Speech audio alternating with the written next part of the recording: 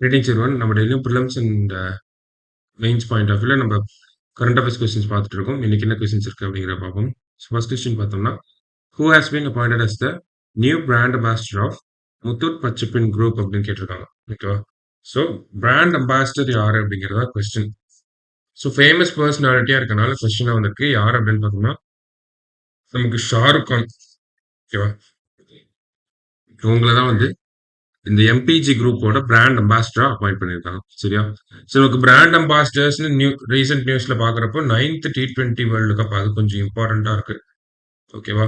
யாரெல்லாம் அப்படின்னு பார்த்தோம்னா நமக்கு பாகிஸ்தானை சேர்ந்த சாஹிட் அஃப்ரிடி அண்ட் தென் இந்தியாவில இருந்து யாரு அப்படின்னு பார்த்தோம்னா Yuvraj Singh and then international லெவல்ல பாக்குறப்ப உசைன் போல்ட். ஓகேங்களா?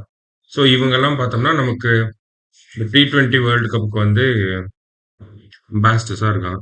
அடுத்தது, which institution recently signed a memorandum of understanding with the Armed Forces Medical Services for collaborative research and training?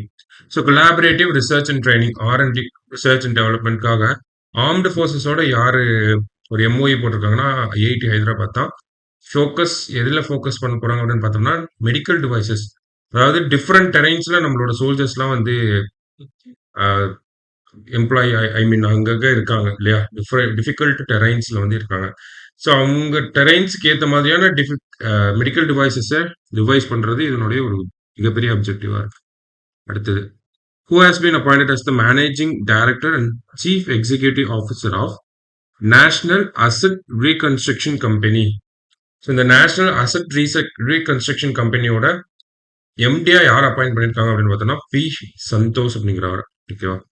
அடுத்தது, who will head the gender sensitization and internal complaints panel of the Supreme Court அப்படின்னு கேட்டிருக்காங்க. So நமக்கு இந்த sexual harassment ரிலேட்டடா deal பண்றதுக்கு ஒவ்வொரு ஆஃபீஸ்லயுமே இந்த மாதிரி ஒரு கமிட்டி இருக்கும். இன்டர்னல் கம்ப்ளைண்ட்ஸ் கமிட்டி அப்படின்னு சொல்லுவாங்க.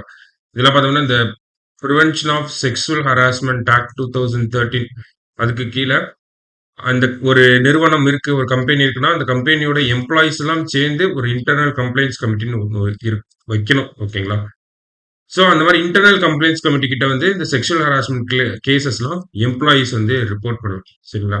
ஸோ அதே மாதிரியான ஒரு விஷயம் தான் இது இன் டர்ம்ஸ் ஆஃப் சுப்ரீம் கோர்ட்னு பார்க்கணும். அவ்வளோதான். சரியா?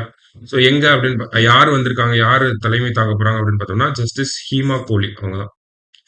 லாஸ்டா Global Day on Parents is observed on which day அப்படின்னு கேட்டிருக்காங்க? June 1. சரிங்களா? ஸோ இன்னைக்கு prelims point of view 5 question பார்த்துட்டோம். நாளைக்கு 5 கொஸ்டின் வெயிட் பண்ணலாம். தேங்க்யூ.